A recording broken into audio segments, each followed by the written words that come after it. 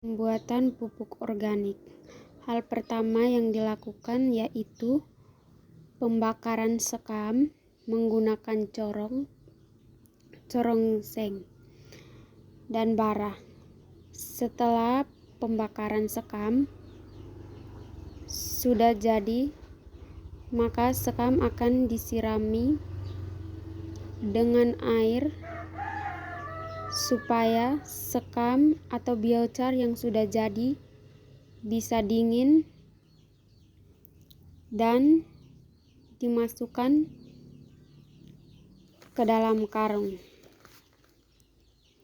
Selanjutnya, pembuatan mikroorganisme lokal atau mol. Bahan yang digunakan air kelapa, gula, air beras mol.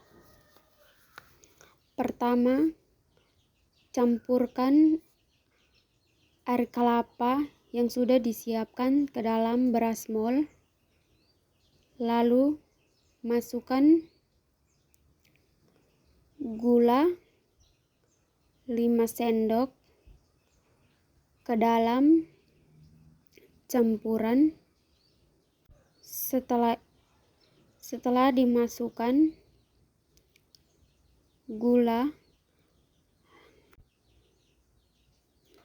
dimasukkan gula, lalu hal berikutnya adalah kita mencampur semua bahan-bahan yang sudah disiapkan. Kita campur supaya gula yang sudah kita masukkan bisa larut dengan air beras mol dan air kelapa. Lalu kita isi ke dalam botol yang sudah disediakan. Setelah itu kita simpan di tempat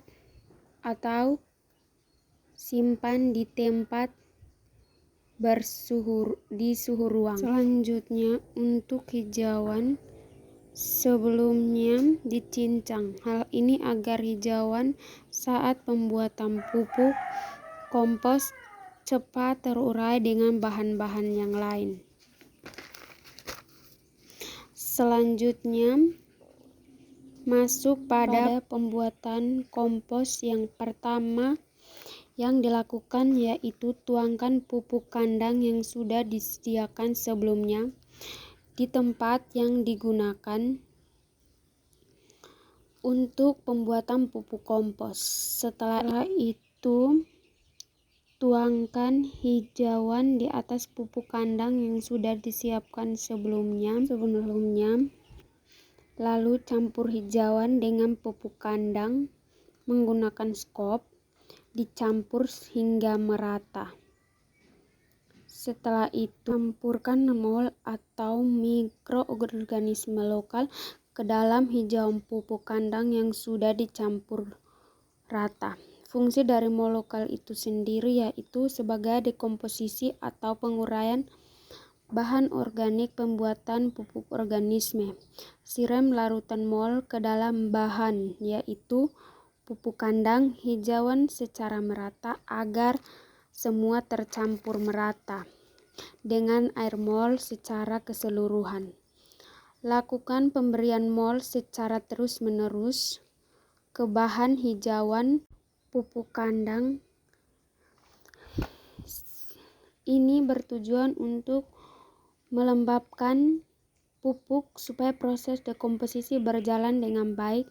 Setelah itu, pupuk kandang dan hijau sudah dicampur merata dengan larutan mol sebelumnya. Selanjutnya, campurkan bahan-bahan yang sudah dilarutkan dengan larutan air mol dengan biochar dan dedak. Taburkan bahan-bahan yang sudah disimpan sebelumnya. Setelah itu, siram kembali dengan larutan air mol. Lakukan ini secara berulang. bahan pembuatan pupuk sampai habis.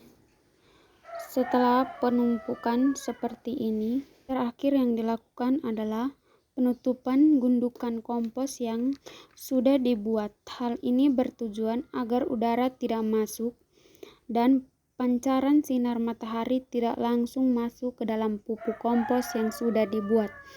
Karena cahaya matahari dapat menyebabkan jamur yang membuat pupuk kompos lama terurai, sehingga fungsi dari penutupan kompos secara rapat yaitu supaya proses dekomposisi kompos berjalan dengan baik dan tidak ditumbuhi jamur. Pada proses pengamatan kompos, pengamatan dilakukan 1 kali dalam seminggu, yaitu hal yang dilakukan pembalikan pupuk kompos dan juga pemberian mol agar kondisi kompos tetap lembab. Dalam proses penguraian kompos berjalan dengan baik. Manfaat dari pupuk kompos adalah untuk meningkatkan kesuburan tanah, karena pupuk organik ini dapat mengikat atau menahan air lebih baik dan memberi nutrisi untuk pertumbuhan tanaman. Pembuatan bingkai A. Cara pembuatan bingkai A. Yang pertama, tentukan potongan kayu yang berukuran 120 menjadi 2 bagian. Bagian pertama 110, untuk bagian bawah 110, untuk bagian atas 100. Setelah itu beri tanda patokan pada 110 yang sudah diberikan